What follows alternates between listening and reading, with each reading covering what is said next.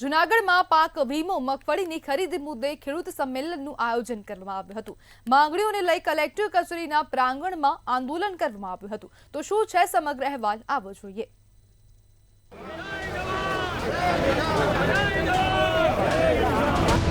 આ મુદ્દોને બોલાવવામાં આવી હતી।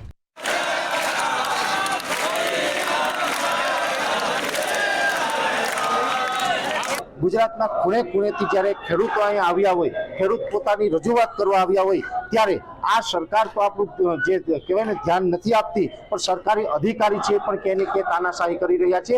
અહીંયા બેઠેલા કલેક્ટર શ્રી છે, ગુજરાતના ખેડૂતો આજે પોતાનો સમય બગાડી અને ગામડે ગામડેથી અહીં સુધી આવ્યા છે, પણ 10 પગથિયા ઉતરવા માટે પણ કલેક્ટરને અત્યારે તકલીફ પડી રહી છે અને રાજાશાહી જેવું વર્તન કરી રહી છે કે અમે 10 પગથિયા નીચે ઉતરીને ન આવીએ અને જે ખેડૂતો છે એની ઓફિસ સુધી આવે। આવી જે તાનાશાહી છે એની સામે અમે ગાંધી ચિંધ્યા માર્ગે અત્યારે સરકારની સામે આંદોલન કરી રહ્યા છીએ। પરેશભાઈ ગોસ્વામી અલ્ટિમેટમ આપે છે કે 12 દિવસની અંદર જે 3 માંગો છે, 19નો પાક વીમો હજી સરકારે એની તિજોરીમાં રાખ્યો છે, જેના ખેડૂત હકદાર છે એ જમા થાય, પછી ધિરાણ જે પાક ધિરાણ છે એ માફ થાય અને જે લોકોએ પાક ધિરાણ નથી લીધું એના ખાતામાં 3 લાખ રૂપિયા જમા થાય। જે એ લોકોએ 125 મણની જે વાત કરી છે એ 200 મણ પ્લસ ખેડૂત આપે। અને સાહેબ, મારે તમારા માધ્યમથી કહેવું છે કે ખેડૂત એ જીવતો જાગતો વર્તમાન ભગવાન છે અને એ ભગવાને આ રીતે એમની હાલત જુઓ તમે, આ રીતે એને લડવું પડે પોતાના કામ મૂકીને, માલઢોર મૂકીને। અને જ્યારે ખેડૂતને આપવાની વાત આવે ત્યારે 10,000 કરોડ રૂપિયા આપી અને એમ કે એક ઐતિહાસિક નિર્ણય છે। તો ઐતિહાસિક નિર્ણય કેવી રીતે ભાઈ? ઐતિહાસિક વરસાદ પડ્યો છે, અગાઉ ક્યારેય ના પડ્યો એટલો વરસાદ પડ્યો છે। છેલ્લી 11 વર્ષમાં સૌથી નીચી સપાટીએ ખેત પેદાશ ગઈ છે। તો આ પરેશભાઈ ગોસ્વામીએ જે અમારી સાથે ચર્ચા કરી, હું ડાયાભાઈ ગજેરા હોય, જયેશભાઈ પટેલ હોય, આ તમામ લોકો સાથે ચર્ચા કરી અને ગુજરાત કિસાન સંઘર્ષ સમિતિના માધ્યમથી જે લડાઈ ચાલુ કરી છે, જ્યારે આ આહવાન કરશે ત્યારે પક્ષના જે કંઈ ખમીસ કે ખેસ ઉતારી અને આવવું પડશે તો 100% આવશું, એમાં કોઈ શંકાને સ્થાન નથી। ત્યારે કલેક્ટરે સ્પષ્ટ કહ્યું કે તમામ ખેડૂતો ચેમ્બરમાં આવી આવેદનપત્ર આપશે તો જ સ્વીકારાશે। જો કે આ વાતને લઈ 1.5-2 કલાક સુધી વિવાદ સર્જાયો હતો। ખેડૂત અગ્રણી પરેશ ગોસ્વામી તંત્રના નિર્ણયને તાનાશાહી ગણાવ્યો હતો। તેમજ તેમણે કહ્યું કે રાજાશાહીમાં પણ આવી સ્થિતિ ન હતી। જો કે બાદમાં મામલો શાંત પડ્યો હતો અને ખેડૂતોએ આગેવાનો સાથે અધિક કલેક્ટરને અલ્ટિમેટમ સાથે આવેદનપત્ર આપ્યું હતું। તેમજ જો 12 દિવસમાં માંગ નહીં સ્વીકારાય તો ગાંધીનગર કૂચ કરાશે તેવી ચીમકી પણ ઉચ્ચારવામાં આવી હતી। આ 12 દિવસના સમય મર્યાદામાં જો અમારી માંગો સંતોષાશે નહીં તો આ ખેડૂત છે જગતનો તાતનો જે આદેશ થશે એ મુજબ અમે ઉગ્રતારી તરફ જવાના છીએ। ભાવિક જોશી, મંતવ્ય ન્યૂઝ, જૂનાગઢ। મહુવા માર્કેટિંગ યાર્ડમાં કમોસમી વરસાદ બાદ પ્રથમ વખત મોટા પ્રમાણમાં કપાસની આવક નોંધાઈ છે, જેમાં આજ રોજ 10,000 મણ કરતાં પણ વધારે કપાસની આવક થવા પામી હતી। મહુવા માર્કેટિંગ યાર્ડમાં 2700 ગાડીની આવક જોવા મળી હતી, જેમાં ખેડૂતોને 1,000 થી લઈ 1,500 રૂપિયા સુધી કપાસના ભાવ મળ્યા હતા। કપાસની મબલક આવક થતાં જ માર્કેટિંગ યાર્ડ કપાસથી છલકાઈ ચૂક્યું છે। કમોસમી વરસાદમાં ખેડૂતોનો મોટા પ્રમાણમાં કપાસ પલળી ચૂક્યો છે, જો કે થોડો ઘણો બચેલો કપાસ ખેડૂતો યાર્ડમાં લાવ્યા હતા। મહુવા માર્કેટિંગ યાર્ડમાં અમે કપાસ લઈને આવ્યા છીએ અને અમારા કપાસનો 1,300 રૂપિયા બજાર થઈ છે। 1,500 રૂપિયા બજાર થવી જોઈએ એની જગ્યાએ 1,300 રૂપિયા બજાર થઈ છે અને હવે અમારે તો કપાઈને આપવાનો જ રહે। વરસાદે થોડુંક કપાસ બગાડી નાખ્યું છે એટલે હવે અત્યારે 1,300 રૂપિયા બજાર થઈ છે ને કપાસ અમે આપી દીધો। અત્યારે જે કપાસના 1,200-1,500 આવતું છે મિનિમમ, એના 800માં દીપાય છે। બરોબર, આ જો વ્યાપારી બધા પલ્લેલું છે, આમ છે, તેમ છે, ઉપાડી જાય છે। ખેડૂત કરે તો કરે ક્યાં રે એમ તો છે નહીં, કારણ કે આ જે ઉપરની પલ્લ્યો છે એ કંઈ ઢગમાં નાખ્યો નહીં, તો અહીંયા ફરજિયાત વેચવો પડે છે જે માગે એ ભાવ। અત્યારે અમારી પરિસ્થિતિ આવી છે ભાઈ। બાકી તો આ કપાસના ઓછા 1,200 રૂપિયા તો મિનિમમ આપવા જોઈએ એને। આજ રોજ મહુવા માર્કેટિંગ યાર્ડમાં અંદાજિત 10,000 મણ કરતાં પણ વધુ કપાસની આવક થયેલ છે। હાલમાં હરાજીનું કામકાજ શરૂ છે। ખેડૂત ભાઈઓને 1,200 થી 1,350 રૂપિયા સુધી સરેરાશ ભાવ મળી રહ્યા છે। ઊંચામાં 1,500 સુધીનું વેચાણ થઈ રહ્યું છે। આ માટેની પર્યાપ્ત વ્યવસ્થા મહુવા યાર્ડ દ્વારા કરવામાં આવેલ છે। ગુજરાત સરકારમાં માછીમારો માટે સહાય પેકેજ જાહેરાતની બાદબાકી થવાના કારણે માછીમારોમાં રોષ જોવા મળ્યો હતો। જાફરાબાદના માછીમારો દ્વારા સરકાર સમક્ષ સહાય પેકેજની માંગ સાથે રોષ વ્યક્ત કરવામાં આવ્યો હતો। વધુ વિગતો સાથે જોઈએ આ ખાસ અહેવાલ।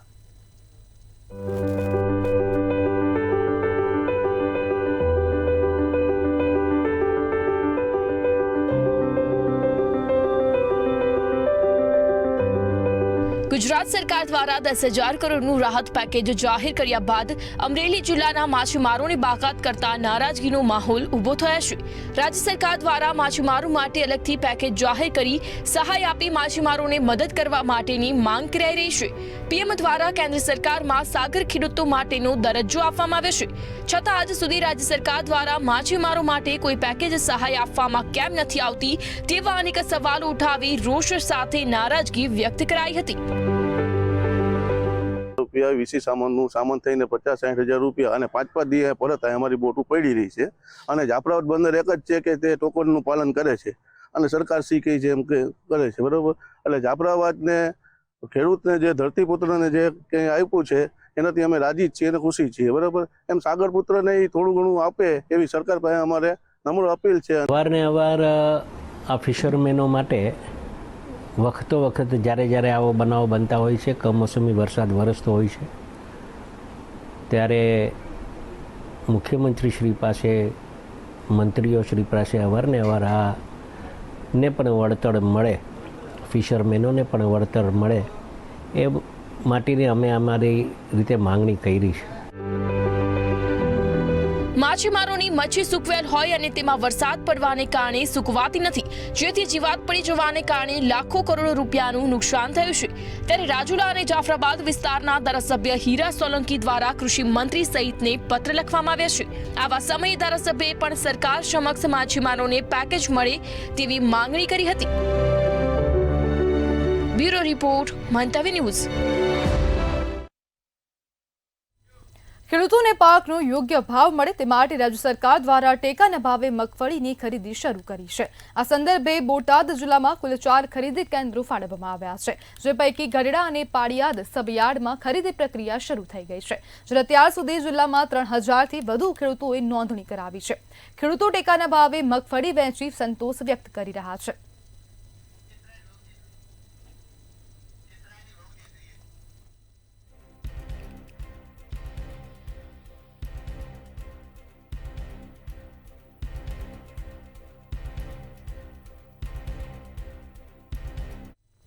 જૂનાગઢ કલેક્ટર દ્વારા ખેડૂતોનું આવેદન ન સ્વીકારતા વિવાદ સર્જાયો છે, ત્યારે સાથે ડેપ્યુટી કલેક્ટર કે પ્રાંત અધિકારી પણ આવેદન સ્વીકારવા આવ્યા નહોતા, જેને લઈ ખેડૂતોએ કલેક્ટર કચેરીમાં જ રામધૂન શરૂ કરી દીધી હતી। 1.5 કલાકથી આવેદન સ્વીકારવા માટે વિવાદ ચાલી રહ્યો છે। કલેક્ટરે જણાવ્યું હતું કે ચેમ્બરમાં આવી આવેદન આપશે તો જ સ્વીકારશે, ત્યારે ખેડૂત અગ્રણી પરેશ ગોસ્વામીએ નિર્ણયને તાનાશાહી ગણાવ્યો હતો।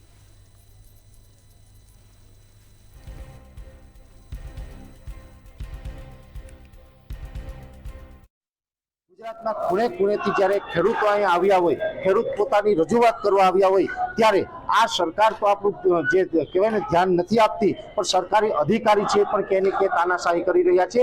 અહીંયા બેઠેલા કલેક્ટર શ્રી છે, ગુજરાતના ખેડૂતો આજે પોતાનો સમય બગાડી અને ગામડેથી અહીં સુધી આવ્યા છે, પણ 10 પગથિયા ઉતરવા માટે પણ કલેક્ટરને અત્યારે તકલીફ પડી રહી છે અને રાજાશાહી જેવું વર્તન કરી રહી છે કે અમે 10 પગથિયા નીચે ઉતરીને ન આવીએ અને જે ખેડૂતો છે એની ઓફિસ સુધી આવે, આવી જે તાનાશાહી છે એની સામે અમે ગાંધી ચિંધ્યા માર્ગે અત્યારે અહીં સરકારની સામે આંદોલન કરી રહ્યા છીએ।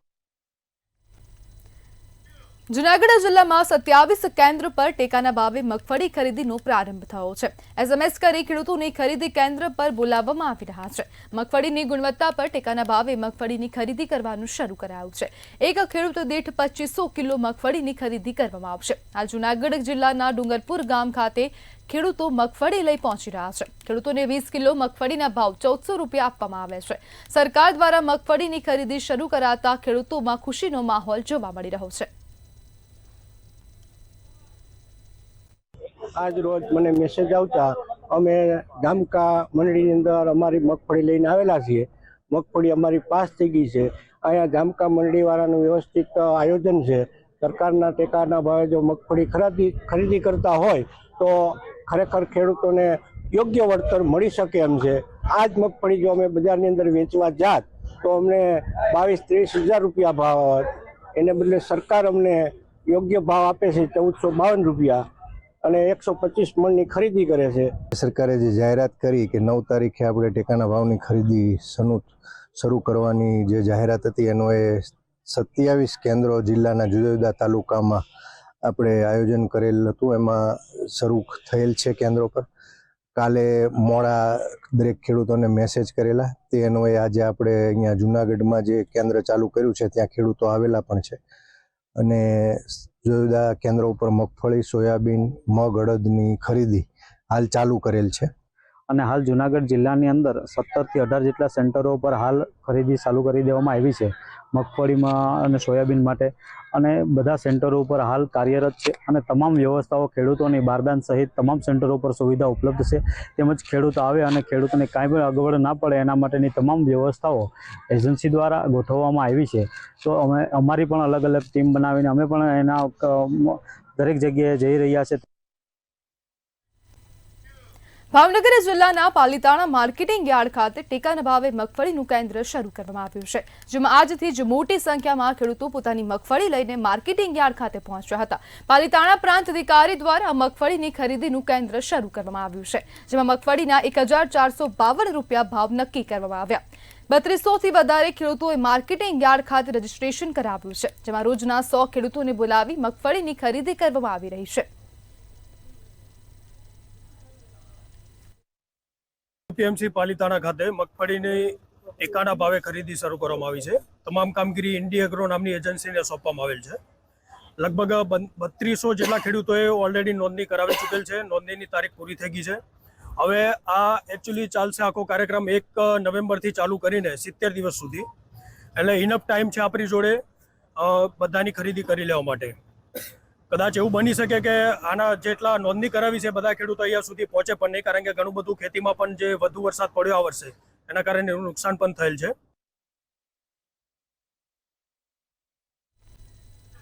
બોટાદના માર્કેટિંગ યાર્ડ ખાતે મગફળીની ટેકાના ભાવે ખરીદી શરૂ કરવામાં આવી છે. બોટાદ એપીએમસીના ચેરમેનની હાજરીમાં મગફળીની ખરીદી શરૂ કરવામાં આવી, ત્યારે જિલ્લાના કુલ 9000 કરતાં વધુ ખેડૂતોએ રજીસ્ટ્રેશન કરાવ્યું છે. 1452ના ભાવથી ખેડૂત દીઠ 125 મણ મગફળીની ખરીદી કરવામાં આવશે.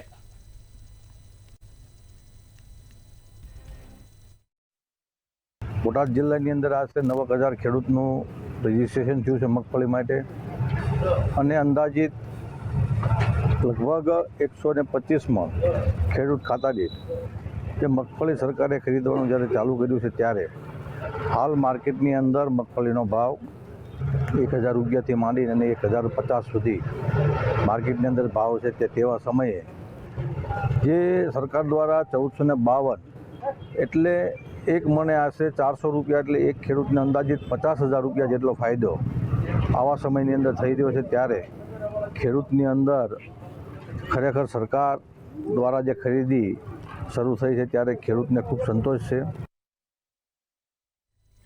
રાજકોટના કાલાવાડ રોડ પર આવેલા ક્રિસ્ટલ મોલ નજીક અકસ્માત સર્જાવાની ઘટના સામે આવી છે, જેમાં પૂરપાટ ઝડપે આવતી BMW કારે 2 વ્હીલરને અડફેટે લેતા અકસ્માત સર્જાયો હતો. કારની જોરદાર ટક્કરથી યુવક રસ્તા પર ફંગોળાયો હતો. અકસ્માતની ઘટનામાં 20 વર્ષીય અભિષેક નામના યુવકનું ઘટના સ્થળે જ મોત નીપજ્યું હતું. જોકે અકસ્માત સર્જાયા બાદ કાર ચાલક સીધો જ તાલુકા પોલીસમાં હાજર થઈ ગયો હતો, ત્યારે સમગ્ર મામલે પોલીસે ઘટના સ્થળે પહોંચીને વધુ તપાસ હાથ ધરી હતી. પોલીસે યુવકના મૃતદેહને પોસ્ટમોર્ટમ અર્થે હોસ્પિટલ ખસેડ્યો હતો.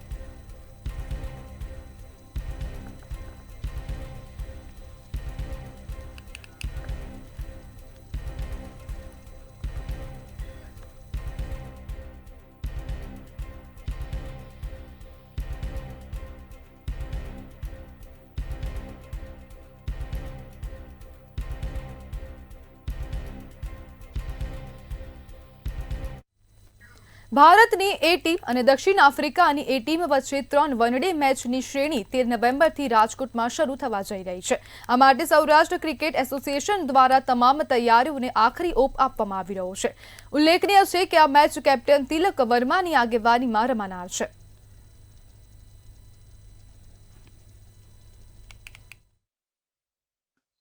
13, 16 અને 19 નવેમ્બરના ઇન્ડિયા એ વર્સિસ સાઉથ આફ્રિકા એ 3 વન ડે ની સિરીઝ રાજકોટમાં રમાશે. જામનગર રોડ ઉપર આવેલ નિરંજન શાહ સ્ટેડિયમ ખાતે ત્યાં રમાશે. તો સૌરાષ્ટ્ર ક્રિકેટ એસોસિએશન દ્વારા તૈયારીઓ શરૂ થઈ ગઈ છે. 10 નવેમ્બરના બંને ટીમોનું સાથે આગમન થશે અને ત્યારબાદ તેઓ નેટ પ્રેક્ટિસ 11 અને 12 અને મેચ રમાશે.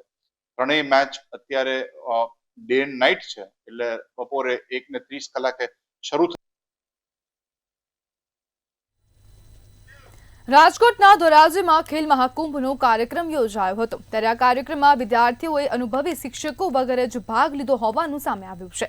આ કાર્યક્રમમાં સાધનો તૂટેલી હાલતમાં અને કોઈપણ જાતની વ્યવસ્થા જાળવવામાં આવી નહોતી.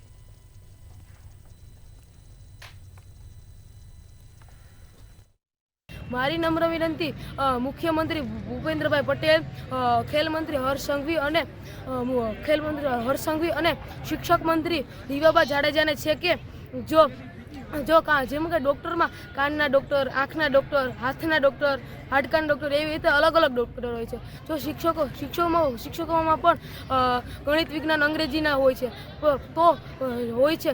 રમતગમતના પણ એક શિક્ષક હોવા જોઈએ. આ સ્પર્ધામાં હાલમાં પાર્ટિસિપેટ તો આવેલા છે, પણ એમાં કોઈક ક્ષતિ એવી દેખાઈ રહી છે કે જે કોચિંગ મળવું જોઈએ એ વિદ્યાર્થીને કોચિંગ નથી મળી રહ્યું. કેમ કે કોઈ પણ સ્કૂલોમાં અત્યારે સ્પોર્ટ ટીચર જોવા નથી મળી રહ્યા. 2005થી કોઈ પણ પ્રાથમિક સ્કૂલોમાં કે હાઈસ્કૂલ સ્કૂલોમાં કે કોલેજોમાં કોઈ પણ ભરતી કરવામાં આવી નથી પીટી શિક્ષકોની, જે બાબતે કોઈ પણ વિદ્યાર્થીને કોચિંગ નથી મળી રહ્યું, યોગ્ય રીતે તાલીમ નથી મળી રહી. ખેલ મહાકુંભ ધોરાજી તાલુકા શહેરના તમામ શાળાના વિદ્યાર્થીઓએ આ ખેલ મહાકુંભમાં ભાગ લીધો છે.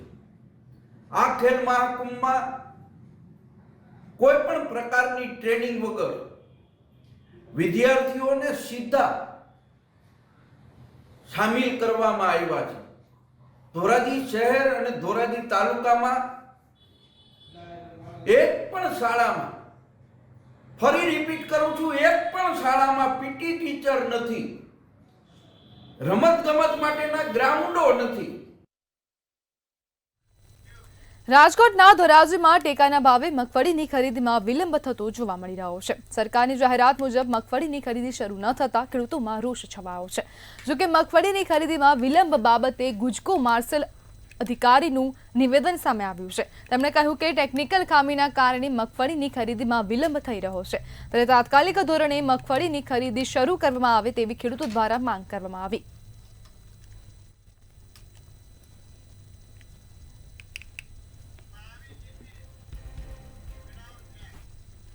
સુરત જિલ્લા કલેક્ટર કચેરી ખાતે રત્ન કલાકારો દ્વારા પડતર માંગણીઓને લઈને કલેક્ટરને આવેદનપત્ર પાઠવવામાં આવ્યું છે.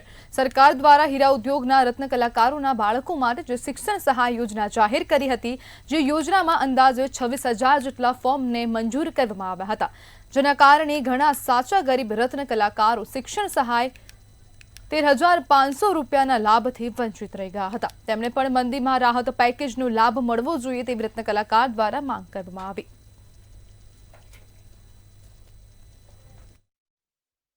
ઘણા સમયથી રત્ન કલાકારોની લડત માટે ડાયમંડ વર્કર યુનિયન હંમેશા તત્પર હતું. ત્યારે ગુજરાત સરકાર દ્વારા જે 13,500ની શિક્ષણ રાહત પેકેજની જાહેરાત કરવામાં આવી હતી, 47,000 રત્ન કલાકારોના 50,000 ફોર્મ પાસ થયા હતા. તો આ બાબતે 26,000 ફોર્મને રિજેક્ટ કરવામાં આવ્યા છે. તો 26,000 ફોર્મ ફરીથી તપાસ કરી અને 26,000 ફોર્મ ફરીથી પાસ કરવામાં આવે એ બાબતે આજે ગુજરાતના મુખ્યમંત્રીને સુરતના કલેક્ટર મારફતે અમે આવેદનપત્ર દેવા આવેલા છીએ કે જે રત્ન કલાકારોના ફોર્મ પાસ નથી થયા અને નાની મોટી ભૂલના કારણે, જે ક્ષતિના કારણે જે રિજેક્ટ કરવામાં આવ્યા છે, રિજેક્ટ ન કરવામાં આવે. આ છોકરાઓને જે રત્ન કલાકારના ફોર્મ ભરેલા હતા ફી સહાય માટેના, એ મંજૂર થઈ નથી. એના માટે અમે આવેલા છીએ. તો અમારી કલેક્ટરને વિનંતી છે કે અમારા ફોર્મની માંગણી રજૂઆત છે એ પાસ કરો અને અમને સહાય.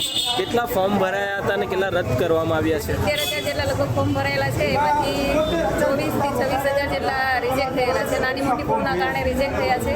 તો અમારી વિનંતી છે કે આ ફોર્મ પાસ કરો. સુરતના લિંબાયત વિસ્તારમાં પત્રકાર તરીકે ખોટી ઓળખ આપી ખંડણી માંગનાર આરોપીને પોલીસે ઝડપી લીધો છે. આરોપી મોહમ્મદ જમાલ મોહમ્મદ સાદિક અંસારીએ બાંધકામ સાઇટ પર જઈ ફરિયાદી પાસેથી 2 લાખ રૂપિયાની ખંડણી માંગી હતી. ફરિયાદીએ પૈસા ન આપતા આરોપીએ પહેલા બાંધકામ તોડાવી નાખ્યું હતું અને બાદમાં ફરી ધમકી આપી હતી. ત્યારબાદ ચપ્પુ બતાવી જાનથી મારી નાખવાની ધમકી આપતા ગૂગલ પે દ્વારા 15,000 રૂપિયા ઉઘરાવ્યા હતા. સતત ખંડણીની માંગણીથી કંટાળીને ફરિયાદીએ લિંબાયત પોલીસમાં ફરિયાદ નોંધાવી હતી. પોલીસે આરોપીને ઝડપી વધુ તપાસ હાથ ધરી છે. જે સંબંધે મોહમ્મદ જમાલ સાદિક અંસારી જે એની સાઇટ ઉપર આવી અને પોતે ગેરકાયદેસર બાંધકામ કરે છે અને પોતે પત્રકાર હોવાની ઓળખાણ આપી અને જે તે વખતે બળજબરીથી 83,000 રૂપિયા લઈ ગયેલ. એ સંબંધે શરૂઆતમાં 2 લાખ રૂપિયાની માગણી કરેલ. ત્યારબાદ ફરીવાર ધમકી આપી અને એની પાસેથી 15,000 રૂપિયા જીપે દ્વારા પોતાના ખાતામાં ટ્રાન્સફર કરાવેલ. જે સંબંધે ફરિયાદ આપતા પોલીસે તપાસ હાથ ધરી અને આ છે આરોપી છે એની ધરપકડ કરેલ છે. જામનગર જિલ્લામાં શિયાળાની શરૂઆત થતાં જ રોગચાળો વકરતો જોવા મળી રહ્યો છે. જામનગરની સરકારી જી હોસ્પિટલમાં ઓપીડીમાં દર્દીઓની સંખ્યામાં દિવસે ને દિવસે વધારો થઈ રહ્યો છે. હોસ્પિટલમાં તાવ, શરદી, ઉધરસ જેવા ઋતુજન્ય રોગચાળાનો વ્યાપ વધતો જોવા મળી રહ્યો છે. દરરોજની 600 થી 700 દર્દીઓની ઓપીડી ધરાવતા જીજી હોસ્પિટલમાં હાલ 800 થી 850 દર્દીઓ સારવાર માટે આવી રહ્યા છે.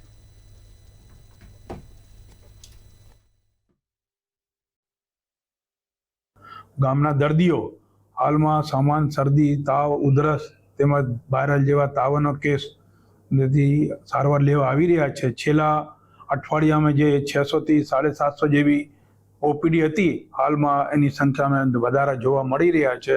જે આશરે 700 થી 800 સુધીની દૈનિક ઓપીડી થાય છે અને થોડા દાખલ કેસોમાં પણ વધારો જોવા મળેલ છે. એ સામાન શરદી, તાવ, ઉધરસ અને વાયરલના જો ગંભીર કેસો હોય તો અમે અંદરના દર્દી તરીકે દાખલ કરી અને સામાન્ય રીતે 3 થી 4 દિવસમાં સાજા થઈ જાય છે.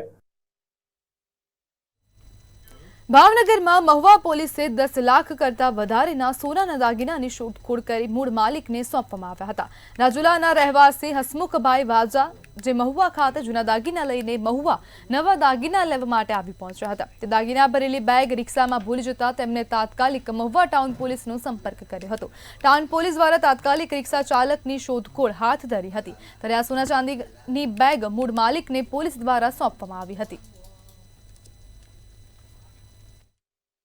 હું રાજુલા રહું છું અને અમે ત્યારથી બંને ભાઈઓ સાથે મળી અમારા પરિવારના જે થોડા દાગીના હતા એ ફેમિલી સાથે અમે મહુવા દાગીના નવા કરાવવા માટે આવ્યા. અને એ જે દાગીના હતા એ ભરેલો બેગ અમે એક રિક્ષા લઈને અમે બસ સ્ટેન્ડથી જે સોની બજારમાં ગયા, એ રિક્ષામાં અમારે ભૂલથી થેલો રહી ગયેલો અને એ રિક્ષાવાળા ભાઈ અને આપણે મહુવા પોલીસના સહયોગથી અમને એ પરત મળેલ છે. હું રિક્ષાનું ભાડું કરવા સોની બજારે ગયો હતો. એ ભાઈનો થેલો રિક્ષામાં ભૂલાઈ ગયો હતો.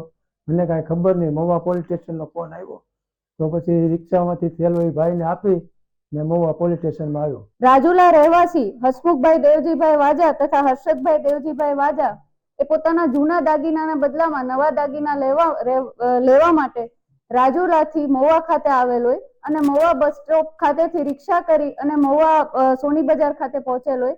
એવામાં થોડા સમય બાદ તેઓનું ધ્યાન પડે છે કે તેમના દાગીના જે બેગમાં હતા એ બેગ રિક્ષામાં જ રહી ગયેલ છે. અને આ સમગ્ર બનાવની જાણ વાયા મારફતે તેઓ પોલીસને કરે છે અને પોલીસને એટલે કે મહુવા ટાઉન પીઆઈ તથા તેમની સમગ્ર ટીમને આ બનાવની જાણ થતા તેમના દ્વારા તાત્કાલિક કાર્યવાહી હાથ ધરવામાં આવે છે.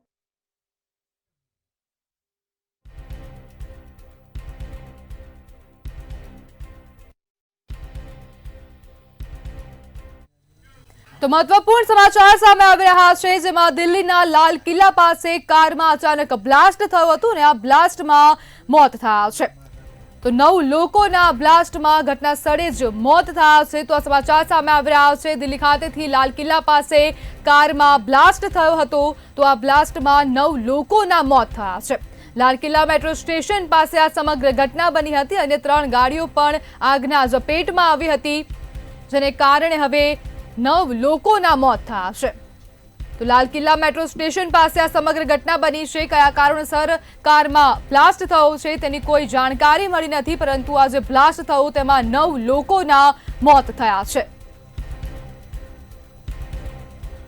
લાલ કિલ્લા પાસે કારમાં બ્લાસ્ટ થયો છે તો દિલ્હી ખાતેથી આ મહત્વપૂર્ણ સમાચાર સામે આવી રહ્યા છે, જેમાં લાલ કિલ્લા મેટ્રો સ્ટેશન પાસે આ ઘટના બની, જેમાં કારમાં અચાનક જ બ્લાસ્ટ થયો છે અને આ બ્લાસ્ટને કારણે 3 ગાડીઓમાં વિસ્ફોટ થયો હતો અને આ વિસ્ફોટમાં 9 લોકોના મોત થયા છે. તો લાલ કિલ્લા મેટ્રો સ્ટેશન પાસે આ સમગ્ર ઘટના બની, જેમાં 9 લોકોના મોત થયા. તો કારમાં અચાનક જ બ્લાસ્ટ થયો હતો અને આ બ્લાસ્ટની ઘટનામાં 9 લોકોના મોત થયા છે. લાલ કિલ્લા પાસે કારમાં બ્લાસ્ટ થયો અને ઘટનાને પગલે અફરાતફરીનો માહોલ સર્જાયો હતો. આપણી સાથે સંવાદદાતા રવિ ભાવસાર જોડાઈ ગયા છે. જી રવિ, આજે લાલ કિલ્લામાં જે પાસે કારમાં બ્લાસ્ટ થયો છે ને આ 9 લોકોના મોત થયા છે, શું કહેશો? બિલકુલ જો વાત કરવામાં આવે તો જે પ્રમાણે દિલ્હીથી ખૂબ જ મોટા સમાચાર છે તે સામે આવ્યા છે.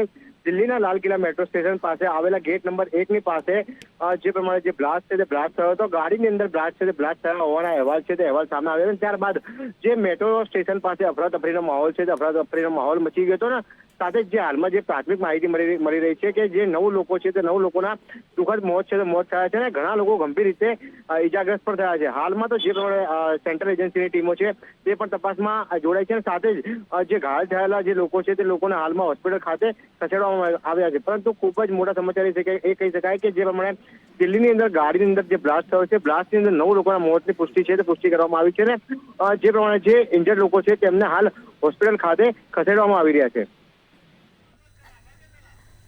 જી રવિ, સમગ્ર માહિતી બદલ આપનો આભાર.